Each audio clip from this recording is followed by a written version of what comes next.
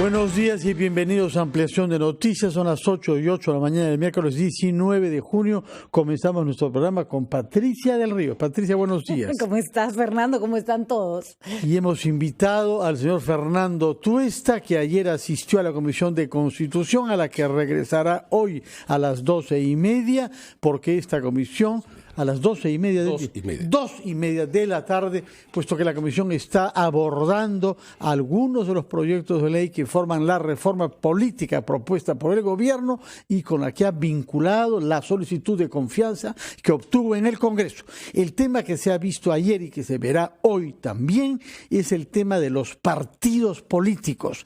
Explíquenos, señor Tuesta, ¿qué cosa es lo que usted pretende que este proyecto de ley garantice respecto de los partidos en un país en que los ciudadanos no creen en los partidos? ¿Cómo es que se prevé hacer para restablecer la confianza en estas instituciones básicas de nuestra democracia? En primer lugar, buenos días, Patricia, Fernando. El proyecto forma parte, como ustedes saben, de un paquete de proyectos y en consecuencia es solo una parte. Y una parte importante porque, digamos, aquí empiezan los problemas. ¿En qué sentido? En la parte de inscripción. Entonces, nosotros en el informe hicimos un diagnóstico que de alguna manera recoge una suerte de aceptación de digamos, serios problemas que tienen de representación, organización, etcétera. Pero aquí en el Perú tenemos otro problema que se le añade, que es el número alto de partidos. En sí mismo tampoco sería un problema porque hay en otros países que también lo es.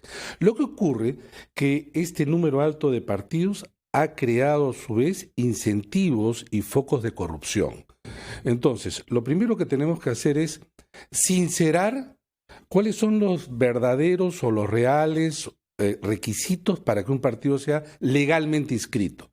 Entonces, lo que tenemos ahora son 24 partidos inscritos legalmente y 189 movimientos regionales. Bueno, pero el público se puede preguntar, está bien, hay 24 porque en realidad así lo merecen o han cumplido con los requisitos. Y uno ve que de esos 24, tan solo 6 tienen representación en el Congreso. ¿Qué tienen el resto? Nada. Pueden no tener ni siquiera organización, pero tienen algo muy importante, que es un documento que te habilita a colocar candidatos. Y en muchos casos se trata entonces de partidos que, careciendo de todo, tienen ese documento que se llama inscripción, que por ejemplo en las elecciones regionales y municipales obran en muchos casos de vientres de alquiler. Y a partir de ahí se haya generalizado en diferentes dinámicas una suerte de mercantilización de la política. Esto, por cierto, no solo compromete a estos partidos, sino al general el sistema. Pero entonces tú lo que tienes es una puerta de entrada, es decir, de inscripción basado en firmas. Cerca de 700, más de 700.000 firmas de adherentes, que no existe país alguno que así lo pida. Entonces está semicerrada la puerta de ingreso, pero la puerta de egreso, es decir, la cancelación, la pérdida de legalidad, también está semicerrada, porque se les ha permitido, y por eso su existencia, con una serie de posibilidades que nosotros entonces decimos hay que cortar. Lo primero que proponemos es la inscripción de un partido. En realidad no se va a basar en firmas. Este término y esta palabra que ha recorrido la historia última de la política peruana, fábrica de firmas, ¿no? Asociada justamente a corrupción. Y entonces, ¿qué ha demostrado? Nada. Porque la idea de las firmas hace décadas, cuando se produce, digamos, esta suerte de requisito para inscribirse, era que tú en realidad eras un partido político. Tú debías demostrar militantes y además aquello que antes se llamaba simpatizantes. Entonces tú movilizabas tu aparato partidario y culminabas con la inscripción.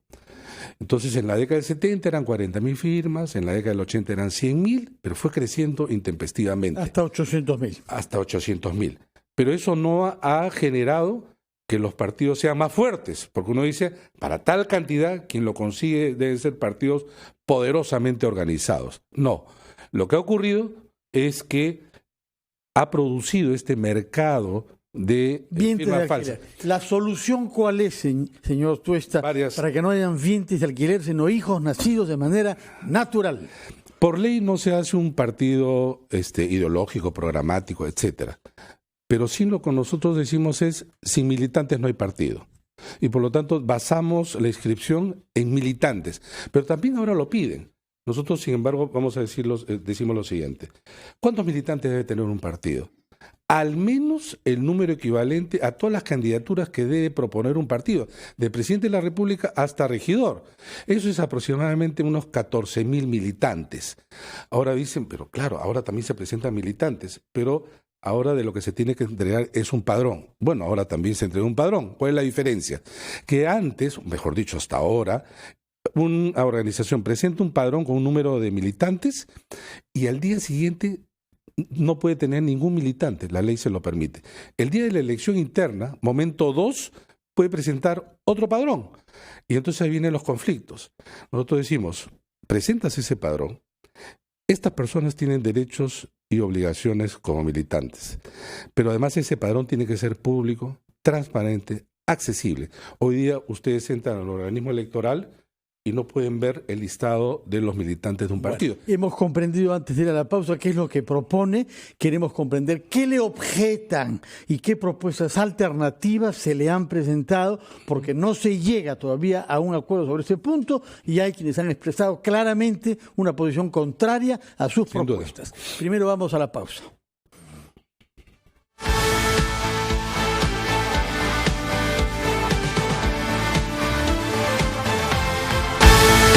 Estamos entrevistando al politólogo Fernando Tuesta, quien ayer estuvo en la Comisión de Constitución, a la que volverá hoy para sustentar algunos de los proyectos que fueron elaborados por la Comisión ad hoc nombrada por el presidente de la República, y específicamente aquel que tiene que ver con los partidos políticos, cuándo quedan registrados y cómo deben ser sus elecciones internas para decidir qué candidatos llevarán a las elecciones generales. Yo quería hacerle una pregunta a Fernando. ¿Solo se vota en las internas para la lista que va a ir a, digamos, que se va a exponer en una elección, o también para determinar quiénes van a ser los dirigentes del partido, quién va a ser la cúpula, quién va a manejar el partido?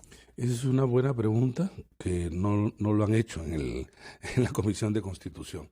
Nosotros decidimos que las internas, de la manera como las hemos planteado, son para elecciones de candidatos, a su vez para elección popular. Las elecciones para las autoridades las dejamos tal cual está la ley. Ese es un buen punto. Porque esto es de una manera también progresivo. O sea, si ya ahora los partidos creen que les están quitando autonomías, imagínate cómo sería ya con autoridades.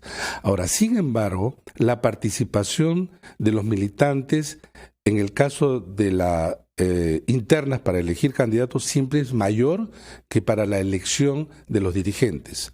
Incluso a los propios militantes les interesa más lo primero que lo segundo. Además, porque lo primero siempre tiene un tiempo en el cronograma previsto por ley. Lo segundo, dice, el Congreso se va a realizar tal fecha, de repente lo posponen, ¿no? Por ejemplo, el Congreso de Edad, que va a ser en octubre, ha sido varias veces postergado. Entonces, este es un manejo interno con todos los problemas que tiene un partido, ¿no? Hay algunas de otras propuestas que han surgido, como por ejemplo el 80% de los candidatos se eligen por esta elección interna y hay un 20% de espacios también para los invitados. Preguntaban, por ejemplo, ayer mis invitados en quién tienen la razón, si no sería posible que algunos miembros de la lista del partido fueran designados por el propio partido, es decir, que no se cope todos los puestos por elección interna y así asegurarse que ciertos dirigentes importantes para ellos lleguen al Congreso. La ley actualmente prevé lo siguiente: del 100% de candidatos del partido, el partido puede asumir hoy la cuarta parte, 25%, de los designados. En la ley jamás se habla de invitados. El designado puede ser del partido o de fuera. Pero entonces se tradujo así. Pero ¿sabes a qué se ha llegado? Que el dueño de un partido puede tener 100% invitados, pero lo único que le dice, hay que cumplir con la ley 3/4 partes por elecciones internas.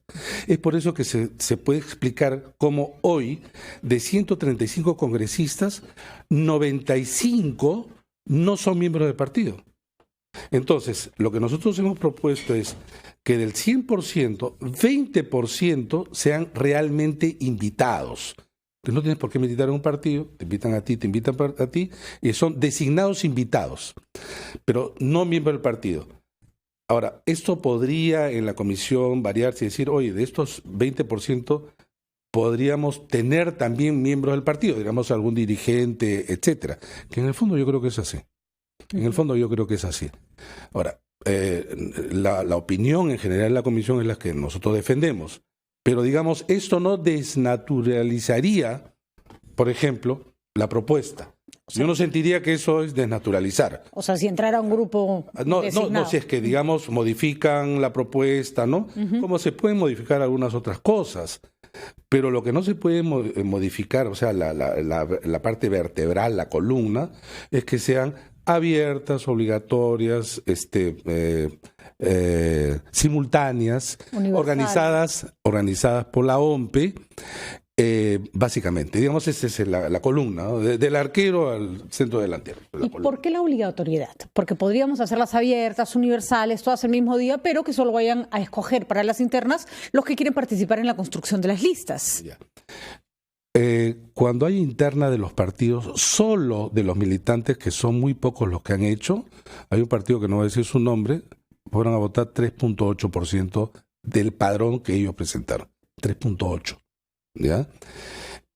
Si tú armas un aparato para la elección de esa naturaleza, por ejemplo en la OMPE, tú pasarías de un costo de elección abierta obligatoria de 17 soles por voto a 7.500 por voto de esa naturaleza. Porque la OMPE finalmente tendría que organizarlo. Pero tú te imaginas, habría locales en donde no iría nadie. Y entonces la idea, porque la propuesta tiene no solamente hacer las internas, sino que esta produzca participación y luego mejor legitimidad de los candidatos que nacen de esas elecciones. En consecuencia, tiene varios elementos y el cuarto, digamos, no menos importante, un filtro. Porque decimos, si es que para que un partido, y sobre todo aquellos quienes tienen temor ahora, hay 24, dice, si le quitan las firmas, 50 se van a presentar. Digamos exageradamente que sea así, yo no creo. Ingresan a las internas, tienes que sacar por lo menos el 1.5. ¿Cuántos terminarán? 8. 1.5 del total de las elecciones. Ahora, si internas. Sacaste ese 1.5 en tus internas, por lo tanto tienes derecho a participar en las elecciones. Tu lista queda inscrita y no como ahora que es referencial. Tú sacaste el número 2 y de repente apareces con el número 5. ¿Y qué pasó? No, ahora eso se respeta. Se respeta la voluntad popular. De acuerdo. Entonces está inscrita. Ya en la elección nacional se mantiene como ahora, 5%. Si no sacas el 5%, cancelado. Y ahí viene lo que hemos estado conversando. ¿Cancelado para una próxima participación? No. Chau, el partido desaparece. Digamos, nos quedamos con 24, digamos, no, ninguno más. Entonces, participas en las internas y imagínate que todos saquen el 1.5, ni siquiera sale el 100%, pero digamos, pasas al nacional.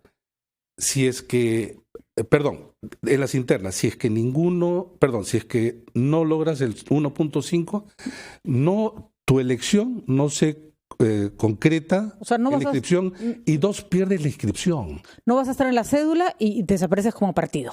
Tienes que volver a cumplir con todos los requisitos. Y una vez, perdón Fernando, porque es importante, una vez que ya estás en la cédula, que estás participando, si no alcanzas el 5%, chau, a tu casa también. Así es. Y se insiste en que la elección congresal vaya en segunda vuelta. Sí, claro. ¿Y entonces vamos a ir a un sistema probablemente de bipartidismo? De ninguna manera. Pregunto, porque ¿qué razón? Es muy extendida esta idea. Sí, porque es que yo pienso, si tienes una cédula con un montón de partidos, pero de los cuales ya la mayoría de ellos no tienen candidato presidencial, ¿qué te va a llevar a apoyar esas otras listas? Ahora, el bipartidismo no necesariamente es malo. El problema es cuáles van a ser los dos partidos que se quedan, ¿no? Si tú pudieras hacer el tetra partidismo por ley, muchos problemas en el mundo se hubieran resuelto. Por ley no hace bipartidismo. En Estados Unidos existe bipartidismo bicentenario. Chile lo hizo por ley, ¿no? Chile no, pero son bloques, ¿eh? Sí. Siguen existiendo ahora, pero son bloques, que es distinto a bipartidismo, ¿no? Ahora bien, me dicen, pero eso va a ocurrir. Referencia, y tú conoces bien, Francia. Francia inventó el balotage. Francia no lo hace en la segunda vuelta presidencial. Después, incluso ya conoce de todas maneras quién es el presidente. ¿Sabes cuántos partidos hay en la Asamblea Nacional? 8. ¿Qué bipartidismo? ¿Acaso es los dos que pasaron a la segunda vuelta, los franceses, se agruparon alrededor de ellos? Mi partido no pasó a la segunda vuelta, digamos. Y claro, pero nosotros tenemos 2 votos. Votaré de repente por uno de los, o evidentemente por uno de los 2 de la segunda vuelta, pero yo puedo seguir votando por mi partido. ¿Pero cuál es el porcentaje de voto cruzado en el Perú? En general es bajísimo. No, a tal punto que, por ejemplo, han habido... Depende de la fuerza del candidato para que arrastre tu voto el Parlamento. Pero me está dando la razón, pues, Fernando, porque si ya no hay candidato que arrastre, ¿quién te arrastra? Es que sabes que en los últimos años no han arrastrado, porque las volatilidades son muy altas, pero además es lo único que te puede, sino garantizar algo mejor, que el candidato que termina siendo presidente deba tener alguna bancada más o menos manejable. Hay partidos en que, pero claro, eso sería 3 elecciones, en que la elección para el Congreso se hace una vez con el presidente elegido. Entonces vas a tener una cédula llena de partidos, pero digamos ya los candidatos presidenciales básicamente no cuentan porque ya sabes quién es el presidente. Y entonces no va a haber porque los 2 que queden en segunda vuelta van a tener una capacidad de arrastre mayor y van a estar en desventaja todos los demás partidos. Desventaja no, la capacidad de tú poder generar atracción en tu bancada. Lo que sí te puede garantizar, y para esto nada tiene que ver con Vizcarra, pero sí las experiencias de Kuczynski, el mismo Fujimori, etcétera, que el presidente de la República no tenga pues una bancada de 15. Fernando Tuesta, antes de que nos vence el tiempo, que ya en realidad nos ha vencido, ¿cómo piensa usted convencer a quienes objetan sus propuestas? Y hay un punto especialmente conflictivo, que es el de permitir que en las elecciones internas de los partidos participen quienes quieran presentarse, que algunos partidos perciben como el acta de muerte de su autonomía partidaria. ¿Qué les va a decir hoy a las 2:30 de la tarde a los del APRA, Fuerza Popular, Acción Popular y APP, que se oponen a eso?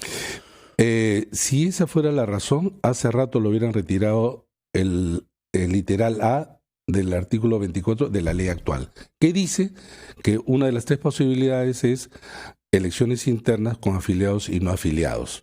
Está desde el 2003. Lo han practicado poquísimos partidos, pero lo han practicado. Y lo otro es que no es solamente un tema de los partidos, es un tema de los ciudadanos. Los electores van a la elección y dicen, este es el menú que me dan y de acá yo tengo que elegir. Pues ahora tienes la oportunidad de participar en las elecciones internas e ir a votar por ellos. Además, contra el temor que muchas veces, infundado de mi punto de vista, es que una persona va a votar por las internas en una boleta igualita, solamente que escoge un partido y dentro de ellos para la parte presidencial y otra para la parte del Congreso. Uno solo, no es que yo agarro y marco, igual que en la elección nacional. Bueno, veremos esta tarde si logra convencer y si el optimismo ese es algo propuestas logra ser solamente, ¿sabes qué? Yo creo, Fernando, Patricia, que es necesario discutir más.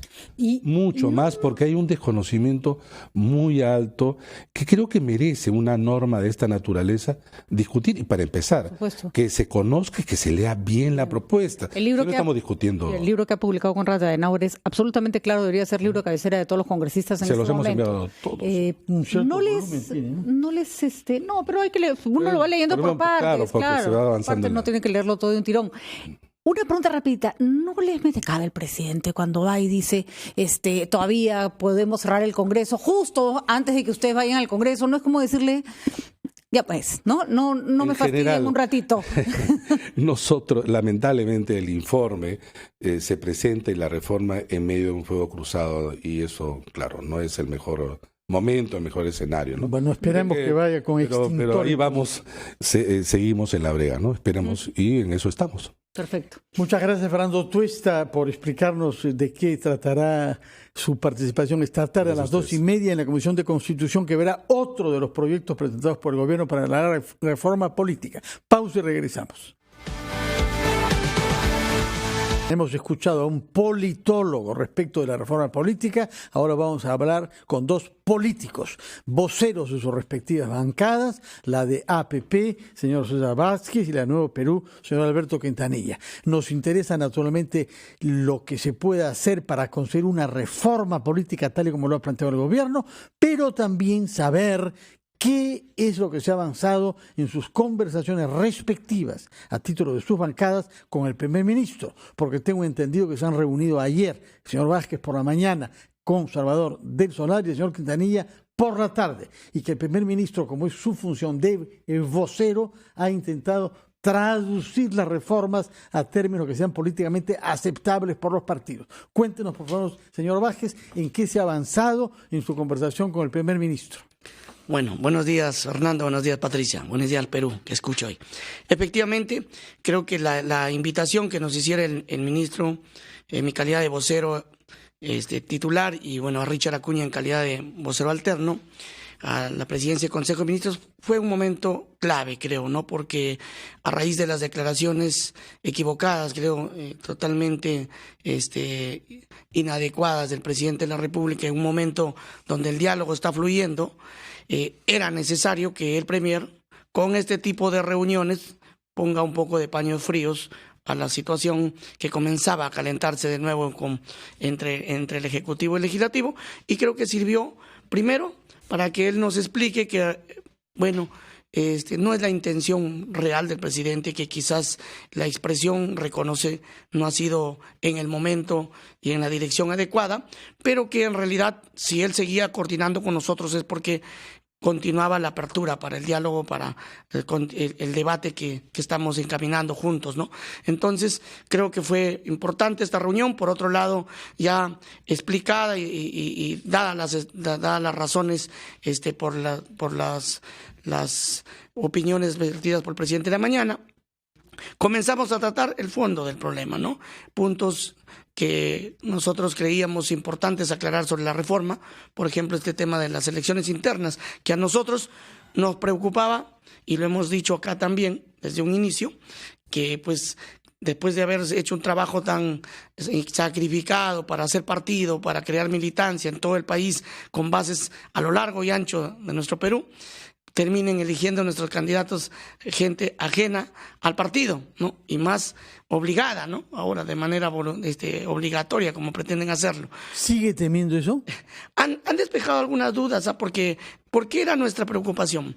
Que con esto se desmotive, ¿no? a quienes quieren hacer partido, quienes quieren institucionalizar un partido político, y se abra puerta y se motive a la improvisación, al caudillismo, que ya se ha visto en estos últimos años con la creación de partidos solo para una elección, y que luego incluso llegando a ganar... Nos ha dicho, señor Tuesta, que esta posibilidad estaba ya en el marco normativo, pero que es un fantasma que se está creyendo porque nunca ha habido ese desastre terrible de penetración e infiltración en las elecciones, pese a que ya era una posibilidad legal. Pero si lo hacen obligatorio ahora, como pretenden hacerlo, entonces no es que si no va a ser un fantasma, ¿no? Porque obviamente la gente va a ir a votar por no pagar su multa, ¿no? Y ahí se puede haber el aprovechamiento, ¿no? Y creo yo la puesta en riesgo de esta institucionalidad que nosotros buscamos como partidos, ¿no? Entonces, por allí la explicación que nos dio, por ejemplo, del solar, nos pareció interesante, ¿no? Primero, de que veamos todo este proceso en un contexto integral y que tiene etapas. La primera etapa quizás es facilita, abriendo las puertas para que cualquiera se inscriba con creo 14.000 firmas o 14.000 militantes, que es fácil de obtener a nivel nacional. No estoy seguro, que todos la segunda, 14.000 militantes, no. Para nosotros es fácil, ¿no? Que creo 14.000 militantes se pueda conseguir a nivel nacional, si es que alguien pretende ser pues líder de un partido político con aspiraciones presidenciales. Bueno, ¿no? Cuando hay mucho dinero... No necesariamente, porque el liderazgo en política se tiene que construir pues con el tiempo, no se puede aparecer de un momento a otro como un aventurero, un caudillo que ya hemos tenido malas experiencias, aparecen solo fugazmente en época electoral, ¿no? Entonces, quien hace un trabajo sostenible, de bases, recorre el país, creo que no se le hace fácil y lleva un buen mensaje, no se le va a hacer difícil conseguir esta lista de militancia, ¿no? La otra valla que jugaba ya a favor un poco de los partidos más organizados, como el nuestro, que es lo que queremos defender, era la segunda etapa de las elecciones internas, porque ahí se estaba poniendo, creo, un 5%, que era algo más de 280,000 votos. No, 1.5%. Así es, 280,000 votos, que esa cifra también estábamos conversando, para nosotros nos interesa suba un poquito, a fin de que se pueda garantizar la participación ya en la elección en sí de una candidatura política con esta cifra, ¿no? Porque allí van a caer muchos de los que con 14,000 militantes se inscriben y no lleguen a esa cifra de participación en sus elecciones internas, ¿no? Y entonces allí van a tener mayor chance los partidos que tienen más trabajo previo, ¿no? Políticamente. 285,000, a ver, si la votación es universal y es obligatoria, no conseguir 285,000 votos no te da pues derecho a estar en una cédula, porque quiere decir que nadie quiere que estés ahí, o sea que hasta ahí la cosa parece funcionar. Ya para sostenerse de una elección a otra hay que además sacar el 5%, como siempre, en las elecciones generales, ¿no? Sí. Según lo que nos acaba de explicar el señor Tuesta. Así es, y en este punto, y ahora, la única observación que nosotros tenemos como Alianza para el Progreso es que esta elección sea obligatoria, ¿no? Debería ser voluntaria para ver realmente si un partido... Preguntó Patricia del Río, y la respuesta fue: corremos el riesgo de que se haga todo esto a nivel nacional con una participación de 1.5%. Sí. Y otra vez no se legitima pero un partido la que lista. no logra convocar una cantidad de militantes suficiente para sus internas que ahora se están estableciendo, no merece participar. ¿Por qué le temen a la obligatoriedad? ¿Qué parte de la obligatoriedad le causa tanta incomodidad? Porque mucha gente, bueno, primero que sería prácticamente 2 elecciones que van a haber, ¿no? Una a nivel de partido, otras candidaturas, y la otra... lo tienen asumido y saben que va a costar. Que mucha gente que va por obligación, por no pagar su multa, no precisamente por la convicción de que tenga en que un partido tal o cual se fortalezca. ¿Cuánta gente cree usted que va a votar en las elecciones generales por no pagar su multa?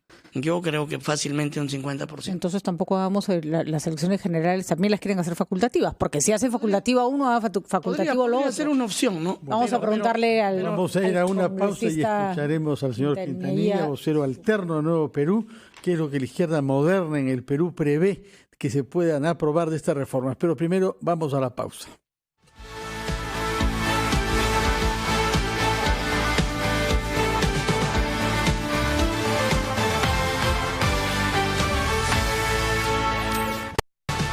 Son las 8:50 y vamos a conocer la opinión del congresista Alberto Quintanilla, vocero alterno de Nuevo Perú, respecto de qué se puede hacer con la reforma de los partidos políticos y la democracia interna de los partidos y qué se avanzó sobre este tema en la reunión que usted y otros compañeros de su bancada sostuvieron ayer con el primer ministro Salvador del Solar. Bueno, lo primero que hay que decir es que en el Perú necesitamos una reforma política fuerte, profunda. En segundo lugar, la actual realidad de los partidos políticos es que son partidos débiles y poco democráticos. Y en esa lógica nosotros queremos ir hacia un sistema de partidos fuertes y democráticos. La propuesta de Fernando Tuesta, de la Comisión Especial, tiene en nuestro punto de vista un defecto, es demasiado teórica.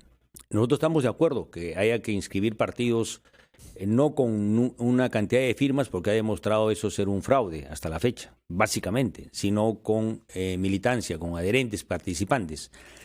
Pero también nosotros creemos que cuando ponen las elecciones primarias con una valla de 280,000, que es el 1.5% de los electores, nos parece, por la primera vez que se implemente, una apuesta muy alta.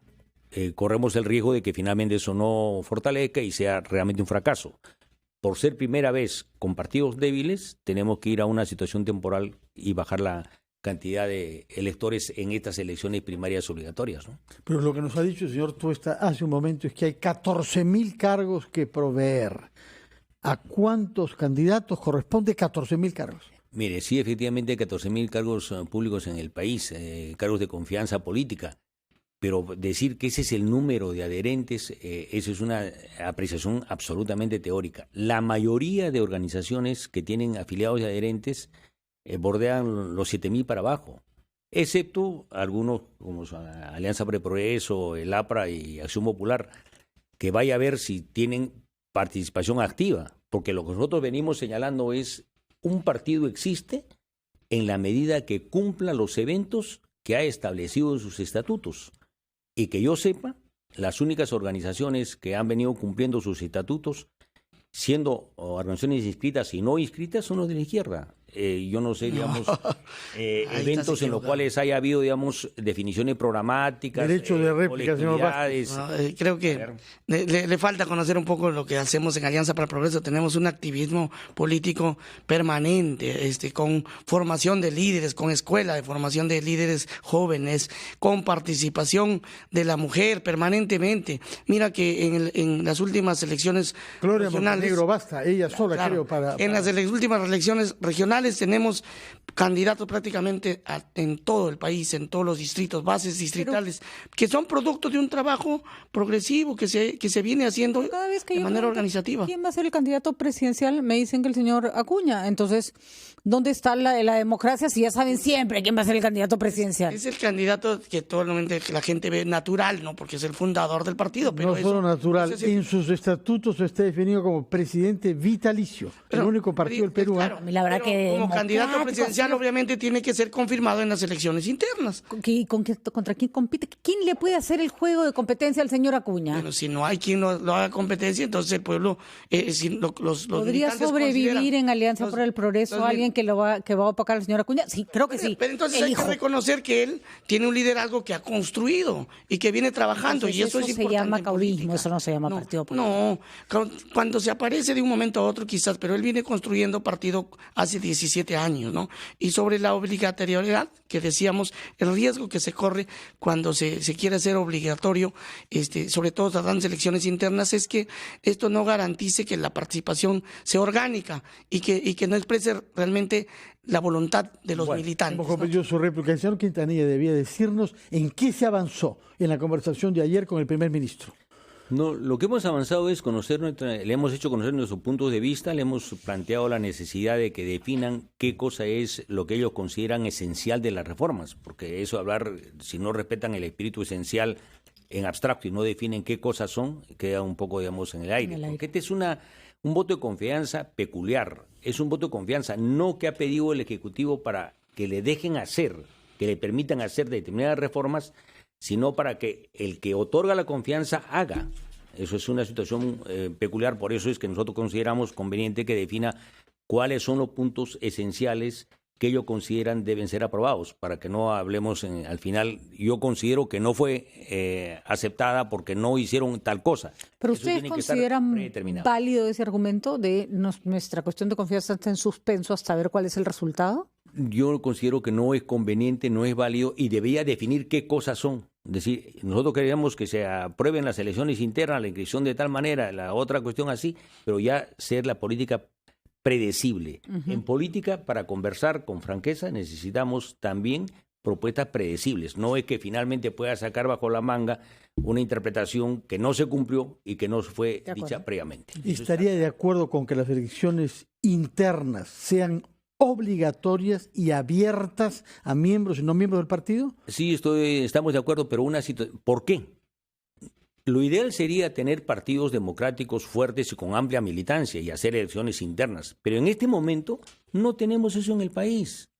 Es mentira que digan que hay organizaciones democráticas fuertes, sólidas y que tengan gran participación, porque el diseño que tenemos de lo colectivo en el actual sistema político electoral debilita lo colectivo y fortalece lo individual. Eso es una realidad y hay que cambiarla. Bueno, veremos entonces a las 2:30 cómo avanza este debate entre los políticos que tienen que decidir y ser los miembros de la Comisión de Constitución. Hacemos una pausa y retomamos en espera de una conferencia importante de los fiscales y los procuradores sobre el caso Odebrecht. Vamos a esperar a las 9:30, previsto eso, trataremos de abordar eso. Vamos a la pausa.